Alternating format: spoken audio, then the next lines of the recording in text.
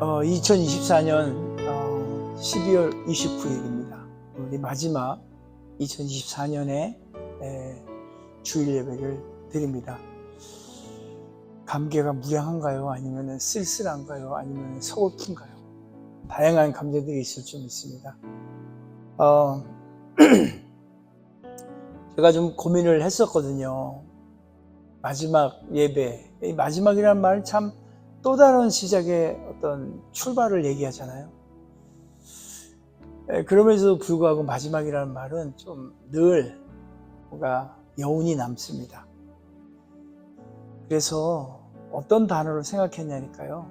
스티그마라고 들어보셨나요? 흔적이라는 말이 있어요. 그래서 오늘 말씀의 제목을 한 해를 보내면서 그냥 감사로 새긴 평강의 흔적이라는 말씀의 제목을 제가 한번 생각을 해봤어요. 그래서 오늘 골로새서를 사도 바울께서 쓰신 것인데, 이게 이제 옥중서신 중에 하나잖아요. 옥중에서 쓰신 그 편지만큼 어떤 사도 바울의 그 절절한 마음, 또 그 어떤 사연들이 곳곳에 숨어 있어요. 그래서 참 특별히 참 귀한 서신이 아닌가 생각을 합니다. 왜냐하면 이 그리스도를 향한, 또 그리스도인들을 향한 그의 마음이 이렇게 담겨져 있기 때문이 아닐까 생각을 해봅니다. 사실 사도 바울이 그 옥중에, 그러니까 냉기가 확 올라오는 그런 돌방 같은 옥살이를 하면서 그 속에서 하나님을 향한 마음을 담아서 우리 그리스도인들에게 그 복음에 대하여 그 핵심을 담은, 그야말로 그리스도의 사랑을 우리에게 권유하는 그 서신이에요. 그 중에서도 그리스도와 연합되어 진정한 신앙인으로서였던 그 그리스도인으로서의 삶을 살아야 한다고 이렇게 사도 바울께서 힘주어 우리에게 권면합니다. 특별히 그래서 오늘 본문은 한 해를 이렇게 보내면서 마무리해가면서 우리에게 주시는 좀 맞는 말씀이 아닌가 이런 생각을 하면서 아까 말씀드렸듯이 감사로 새긴 평강의 그 흔적이라는 제목으로 오늘 한번 묵상을 해보려고 합니다. 지난 2024년을 어떻게 달려왔는지 정말 순간처럼 느껴질 만큼 정신없이 좀 달려왔어요. 이렇게 정신없이 달려온 저와 여러분, 우리 이제 이번 연도 마지막 주일을 맞이합니다. 다 같이 한번 숨을 한번 쉬어볼게요. 열심히 달려. 숨 한번 쉬세요. 평상시 잘하는 거. 한숨 쉬듯이. 2024년도 정초 힘차게 출발했던 날을 기억합니다. 지난 한 걸음 또 한 발 한 발 내딛고 나가던 그 날들을 기억합니다. 때로는 기뻤던 일도 있었고, 슬펐던 일도 있었고, 힘든 일도 있었고, 그런 일들을 주마등처럼 싹 지나가기도 합니다. 매일매일마다 이 길이 옳은지, 이 길로 갈까, 절로 갈까, 또 이 결정이 옳은 것인지, 이 결정이 옳은 것인지, 내가 하는 이 결정이 실패를 보면 어떡하지? 그렇게 노심초사 조마조마하면서 지난 2024년을 한 걸음 한 걸음 이렇게 옮기며 오늘까지 왔습니다. 여러분들은 어떠세요? 즐거운 일들이 많았나요? 아니면 슬프고 안타깝고 그런 일들이 많았나요? 기쁘고 즐거운 일들은 우리가 자연스럽게 감사해요. 너무 감사하지. 그 일들을 또 기억하면 더더욱 감사해요. 그런데 어렵고 슬프고 힘들고 고난스럽고 이런 거는 생각조차도 하기 싫어요. 그래서 감사가 참 어려워요. 솔직히 어려운 환경 속에서, 상황 속에서는 감사가 막 팍팍 터져 나오진 않아요. 그런 게 참 우리 마음인 것 같죠. 무언가의 어떤 목표를 두고 가야 할 길을 세우고 열심으로 우리가 달려갔는데 올라가 보니까 이 산이 아닌가벼. 이런 농담도 있지만은 그 길이 잘못된 길이다. 또 그 일이 실패했다. 이런 것들에 부딪히잖아요. 실패라는 어떤 그런 단어로 와닿는 것들이 부딪히면 감사가 저절로 실패했구나 감사해 이거 안 나오는 것 같아요. 조금 전에 한 우리 한숨이에요. 이 자잘한 일부터 우리는 늘 나도 모르는 사이에 어려운 일들, 내 마음에 들지 않은 일들, 내가 생각하지 않는 일들, 내가 원치 않은 일들이 내 앞에 펼쳐지거나 내 생각을 딱 들어오는 순간 이거는 어찌 보면 굉장히 자연스러운 일이라고 얘기할 수 있어요. 그러나 우리 그리스도인들은 에휴보다는 야고라고 하는 것이 더 그리스도인답지 않을까라는 생각을 제가 해봅니다. 그런데 그런 에휴 하고 한숨 섞인 것들도 사실 나중에 또 돌아보면 우리가 그리스도인으로서 그리스도의 예수님의 시각으로 바라보면 그 일조차도 감사의 조건이 된다고 지난 우리 한 3주에 걸쳐서 조금씩 얘기를 나눴어요. 그리고 그 감사의 조건들이 보여지면서 그 어려웠던 길, 그 험난한 길들을 이렇게 뒤돌아보면 그 길이 어떠했는지도 확연히 이렇게 보이게 돼요.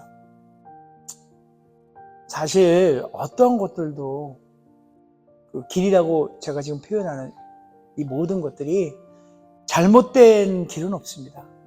어떠한 일도 실패라는 것은 존재치 않아요. 다만 그 길에서 주저앉고 싶고 거저 그냥 그 일에서 포기하고 싶을 때 포기해버리면, 주저앉아 버리면 바로 그것이 실패이고 잘못된 길인 겁니다. 그래서 사실 실패는 없다고 생각해요.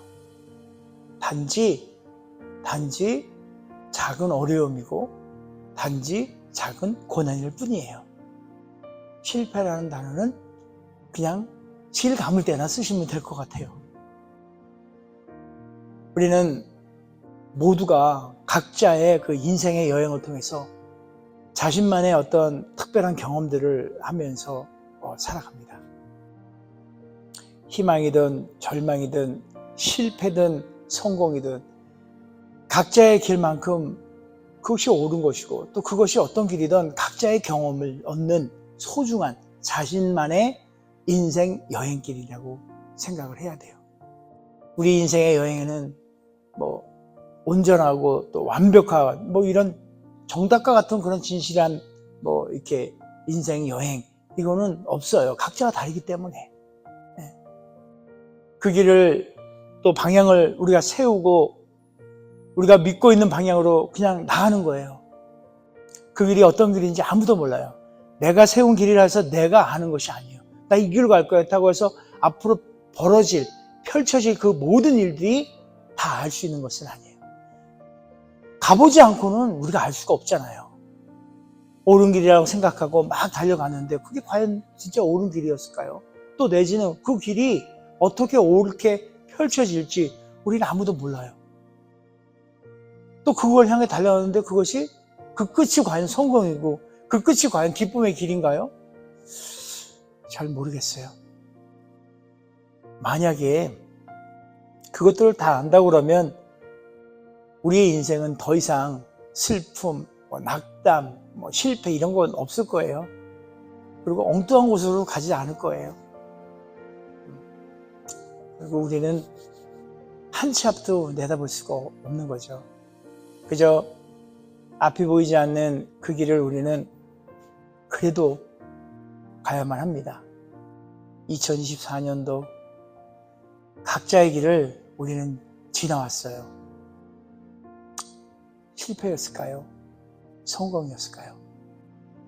중요치 않아요. 그냥 가슴에 손을 한번 내고요. 수고했어.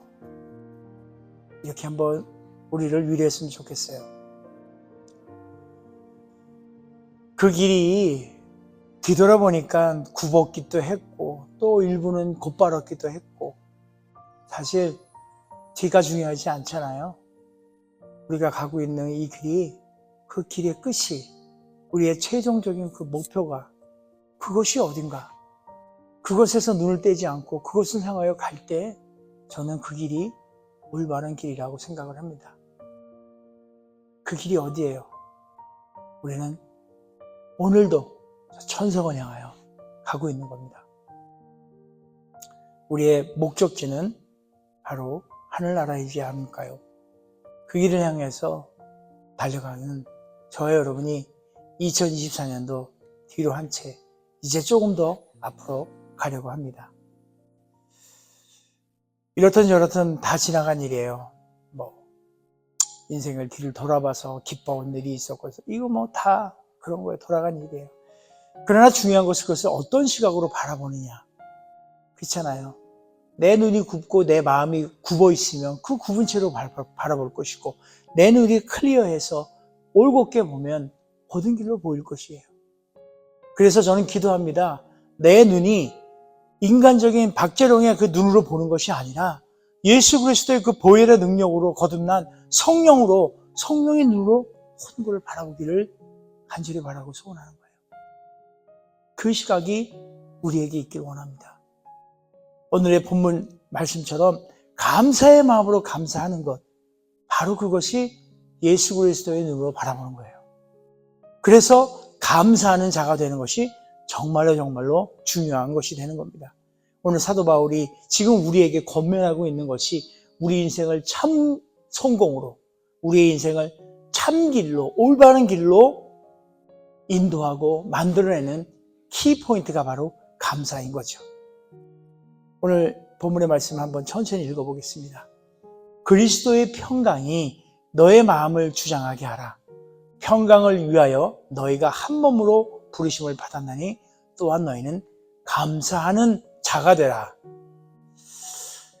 그리스도의 평강, 히브리 원어로 샬롬이라고 합니다. 우리 많이 하잖아요, 샬롬. 안전하고 행복하고 안녕하고 건강한 그리고 번창하고 평화로운 이런 상태를 샬롬이라고 해요. 평강, 안전하고 건강하고 행복한 상태, 샬롬, 그 상태. 그래서 인사할 때 유대인들을 히브리 분들이 샬롬이라고 인사를 하잖아요. 그래서 아무튼 평강이라는 뜻이에요. 우리 교회 피스풀, 평강이라는 뜻이죠. 특별히 오늘 본문의 말씀처럼 그리스도의 평강, 이 평강이라는 단어는 사실 세상에서 많이 쓰지는 않아요. 우리 그리스도인들이 쓰죠. 평강. 그리스도의 평강은 세상에 주고 있는 안전함, 안정감이라든지 이런 것들 있잖아요. 행복감. 이런 거는 좀 세상에서 주는 거와 좀 다른 것인 것 같아요. 왜냐하면 이 세상에 주는 평강은 어떤 조건과 환경에 의해서 흔들리거든요. 그러나 그리스도 안에서 있는 평강, 그리스도가 주는 그리스도의 평강은 조금도 조건이나 여건에 좌지우지되지 않는다는 그 평온함, 흔들리지 않은 평안함이 있다는 말이에요. 그래서 그런 그리스도의 평강이 저 여러분 가운데 늘 있기를 소원합니다. 자, 여기서 질문이에요. 그런 그리스도의 평강을 어떻게 하면 얻을 수 있을까요? 사도 바울은 오늘 감사라는 것을 통하여 그 평강을 얻을 수 있다고 우리에게 소개하고 있어요. 본문을 이렇게 잘 읽어보면 평강은 감사할 때 가능하다고 말씀하셔요. 바꿔 말하면 감사는 그리스도의 평강 그 자체, 그리스도의 평강을 받아들이는 마음의 통로로, 그러니까 감사라는 그 자체는 그리스도의 그 평강을 내 마음 가운데 드리는 하나의 길이에요. 길, 통로로 볼 수 있다는 말이에요. 왜냐하면 감사할 때에 그리스도의 평강이 우리 가운데 임하기 때문이에요. 잘 생각해 보세요. 감사할 때 괴로움이 오나요? 아니잖아요. 감사할 때 어때요? 기쁨이 충만하잖아요. 감사할 때 어때요? 행복함이 오잖아요. 감사할 때 어때요? 평온함이 오고요. 아주 안락함이 오는 거예요. 결국 그리스도의 평강은 감사하는 사람만이 감사하는 자가 되라. 그리스도의 평강은 감사하는 사람만이 경험할 수 있는, 어찌 보면 특권이에요. 인생을 살면서 경험하는 일들 중에 동일한 어떤 은혜를 잊고도 감사하는 사람이 있는가 하는 반면에 감사 안 해. 전혀 감사를 몰라 아예. 지금 현재 자신의 환경을 그대로 그냥 감사하는 사람들도 있고요. 또 그 환경에서 그 그냥 불편한 환경만 보고 불평하는 사람들이 있죠. 감사, 이 참 보통 일이 아니에요. 똑같은 걸 놓고 봐서. 그러니까 정말 어찌 보면요, 이렇게 좀 가장 큰 다른 점은요, 그 결과예요. 같은 은혜를 놓고 봤을 때 감사하는 자와 감사하지 못하는 사람의 그 결과는 너무너무 상반되어 있어요. 감사하는 사람은 자신의 삶을 막 천국의 삶으로 점점 만들어가요. 감사하지 않고 불평하는 사람은 자신의 진짜 삶이 진짜 미저러블, 지옥같이 가는 거예요. 그러니까 어떤 사람은 글쎄 이게 좋은 비유일지 모르겠지만 뭘 하나 받아도 너무 감사해. 어떤 사람은 에이 이것뿐이 안 돼. 제가 파인애플을 요즘 참 좋아해요. 근데 파인애플을 노란 부분을 익으면 참 달고 맛있어요. 그리고 약간 좀 하얀 부분은 덜 단 것 같아요. 근데 제가 먹는 걸 보니까요, 하얀 거 먼저 골라 먹고요, 단 거를 남기게 먹어요. 무슨 의미인지 모르겠지만 작은 일에도 감사하는 사람, 그러니까 어떤 관점이죠.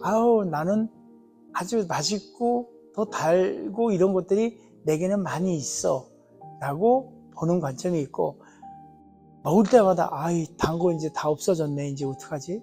그럼 벌써 고민하기 시작하잖아요. 이게 감사와 어떤 생각의 차이일 수도 있겠다는 생각을 해봤습니다. 결국 그리스도의 그 평강은 감사를 무엇이든지 그걸 감사로 깨닫는 사람, 그 사람한테 임한다는 것이 진리인 것이에요. 아무튼 다시 한번 16절을 한번 볼까요? 16절을 한번 지나가 보면요, 하나님의 말씀을 배우고 가르치라고 하세요. 가르치래요. 배우고. 말씀을 배우고 가르치려면 먼저 하여튼 말씀을 잘 알아야 되지 않겠어요? 그래야 가르치죠. 권면하고. 진짜 어줍지 않은 말씀씨로 권면이 안 돼요. 이 말빨로만은 진정한 권면이 될 수가 없어요. 그리스도의 말씀이 너희 속에 풍성히 거하여 모든 지혜로 피차 가르치며 권면하고 시와 찬송과 신령한 노래를 부르며, 여기에요, 감사하는 마음으로 하나님을 찬양하라. 하나님의 말씀을 서로 가르치며 그 말씀의 힘으로 하나님을 찬양하고 감사하는 마음을 갖고 이 모든 것을 행하라는 거예요. 바꿔 이 말씀을 좀 표현해 보면요, 감사하는 마음으로 하나님의 말씀을 배우고, 감사하는 마음으로, 그리고 그 마음으로 배운 그 말씀을 서로에게 가르치고, 결국은 그걸 통해서 하나님께 영광 돌리라는 거예요. 그러니까 처음부터 이 감사 아니면 아무것도 안 되는 거예요. 찬송 부르는 거 불가능하는 거예요. 사실 우리가 주일날 이렇게 나와서 찬양하고 하잖아요. 감사함이 없으면 그 찬송이 오롯이 주님 앞에 드려질까요? 라고 한 번쯤은 생각해 볼 수 있는 문제예요. 바로 바울이 얘기하고 있는 그 키, 키워드, 중요한 키는 감사하는 마음입니다. 감사하는 마음만이 모든 것을 가능하게 합니다. 근데 이 감사를 어떻게 하면 우리가 배울 수 있을까요? 또 하나의 질문이 딱 와요. 감사하면 평강이 오는데, 그러면 감사를 어떻게 하면? 그래야 이렇게 평강을 얻죠. 감사는 마음의 자세를 낮추는 사람만이 얻을 수 있는 귀한 것이에요. 마음의 자세를 낮추는 사람은 스스로 부족함을 깨달은 사람이고, 그렇기 때문에 늘 겸손한 사람이에요. 바로 이 키는 겸손입니다. 평강의 키는 감사고요. 감사의 키는 겸손이에요. 제가 생각해도 이런 관계를 제가 참 연관을 제가 생각한 거 아닌 것 같아요. 설교는 사실 이렇게 준비되지 않았어요. 그런데 지금 여러분과 말씀을 함께 묵상하면서 하나님께서 주신 이 감사한 지혜인 것 같아요. 와, 겸손은 감사를 부르고 감사는 평강을 부른다. 이 대단한 거 아니에요? 한번 따라해보면 안 될까요? 응? 겸손은 감사를 부르고 감사는 평안을 부른다. 너무 멋진 말인 거예요. 적으세요. 자신을 낮추는 겸손한 사람은 언제나 무엇인가 배우려고 노력을 하는 거예요. 자신을 낮추고 잘난 체 안 하잖아요. 그죠? 근데 반해서 사실 생각해보세요. 교만한 사람들은 이거부터 시작해요. 마음적으로 딱 벌써. 그분들은 마음을 딱 닫아버리고 배우려 하지 않아요. 그러니 겸손하지 않으니 감사가 올 길이 없죠. 감사하지 않으니 평강이 어디로 와요? 그리스도의 평강이 어찌 그게 있겠어요? 결국 그리스도의 평강을 얻는 방법은 감사, 바로 겸손, 이게 된다는 그 말씀이에요. 자, 그래서 마지막으로 17절 말씀을 한번 볼게요. 또 무엇을 하든지 말에나 일에나 다 주 예수 이름으로 하고 그를 힘입어 하나님 아버지께 감사하라. 결국은 뭐예요? 우리의 모든 이 일들이 감사함으로, 하나님 아버지께 감사함으로 감사하라는 거예요. 그게 뭐예요? 주님께 영광 돌리라는 소리잖아요. 그래야 우리 가운데 그리스도의 평강이 우리 안에 있다는 거예요. 모든 일을 할 때 주 예수 그리스도 이름으로 하면서 하나님께 감사하라고 사도 바울은 우리에게 오늘 권면하고 있습니다. 이 모든 것을 믿음 안에서, 진짜 모든 것을, 우리의 생활, 일거수 일투석, 숨 쉬는 그 한숨마저도, 그 한숨마저도 감사로 하는 태도가 된다면 그 한숨이 야호라는 그걸로 바뀔 줄 믿습니다.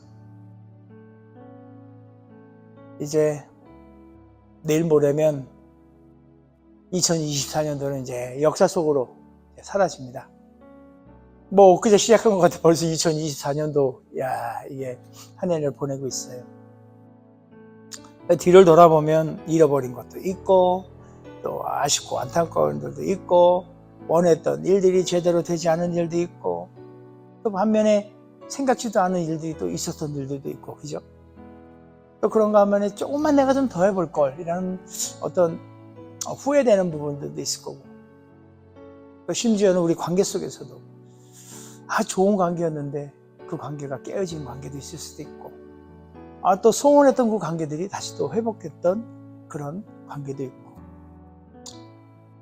이 모든 것들, 기쁘건 슬프건 어렵건 관계이건 뭐든 감사로 이것들을 마무리했으면 좋겠어요. 감사하면 그 모든 것이 고마움의 대상이 되기 때문이에요. 그래서 감사하면 그리스도의 평강이 오는 거예요. 그래서요, 지금 한번 우리를 보세요. 무엇보다도 지금 이 순간 여기까지 달려오게 하신, 무사하게 아무 탈 없이 달려오게 하신 그 건강을 우리 감사해야 되지 않을까요? 적어도 내 가족들 건강 감사해야 될 일 아닐까요? 또 여전히 내가 할 수 있는 일들이 있다는 거 감사해야 되지 않을까요? 교회에서, 사회에서, 직장에서 내가 뭔가 할 수 있는 일들이 있다는 거. 아무리 작은 일이라도. 그렇죠? 그렇게 값어치 없어 보이는 일조차도 감사한다면, 그렇게 감사한다면, 그 마음을 간직한다면 그리스도의 평강이 우리 안에 임할 것입니다. 이 말씀을 묵상하는 저와 여러분, 2024년도를 감사로 마무리하면서 보냈으면 좋겠어요. 그래서 감사함으로 그리스도의 평강의 그 복이 우리 인생 가운데 흘러넘치도록 정말 그 일로 인해서 더욱더 감사할 수 있는 우리 모두가 되었으면 좋겠어요. 이 놀라운 은혜의 경험, 그 경험, 그리스도의 평강이 우리 가운데 흘러넘치는 그 복을 경험하는 그 놀라운 은혜의 그 경험, 훗날 하나님과 함께한 귀하고 귀한 흔적이 되길 바랍니다. 감사로 인생의 평강의 흔적을 남기는 저와 여러분이 되기를 주님의 이름으로 축복합니다.